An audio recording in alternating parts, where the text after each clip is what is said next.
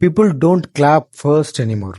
మొట్టమొదటి అప్రిషియేషన్ లేకుండా ఒక స్టార్ మెగాస్టార్ అవ్వలేదు, ఒక నార్మల్ మ్యాన్ గాంధీ అవ్వలేదు, అంబేద్కర్ అవ్వలేదు, ఏఆర్ రెహమాన్ అవ్వలేదు. ఇది నా గురించి కాదు, ఎందుకో జనాల్లో సెన్స్ ఆఫ్ అప్రిషియేషన్ అనే క్వాలిటీ రోజు రోజుకి వ్యానిష్ అయిపోతుంది అనిపిస్తుంది నాకు. ఫస్ట్ ఆఫ్ ఆల్ అప్రిషియేషన్ అనేది అవతల పర్సన్ గురించి మాత్రమే కాదు, అది ముందు మన గురించి అనిపిస్తుంటుంది నాకు. నీలో గుడ్ అండ్ బెస్ట్ బ్యూటిఫుల్ థింగ్స్ని చూసే ఒక క్వాలిటీ అనిపిస్తుంటుంది నాకు. And it's so sensible. దీనికి సోషల్ ప్రూఫ్, సోషల్ వ్యాలిడేషన్ అవసరం లేదు, ఎందుకంటే it's your feeling. Social media స్టేటస్లో అందరూ మంచిగా కోరుకుంటారు, కానీ ఎవ్వడు మనలో రోజు పక్కనోడితో మంచిగా ఉండడు అని అనిపిస్తుంటుంది నాకు.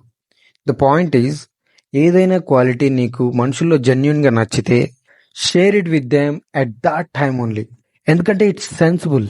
నెగిటివిటీని స్ప్రెడ్ చేయడానికి రెడీగా ఉండే మైండ్ ఇలాంటి ఒక పని చేస్తే ఒక కంప్లీట్నెస్ని ఫీల్ అవుతుంది అనిపిస్తుంటుంది నాకు. And it's create lot of impact on them.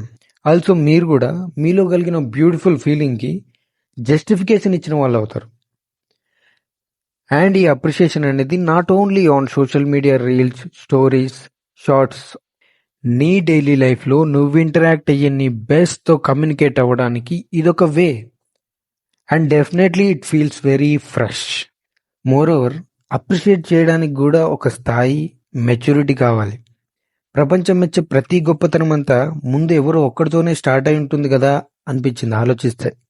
And same time appreciate చేయడానికి కూడా ఒక స్థాయి, మెచ్యూరిటీ కావాలనిపించింది.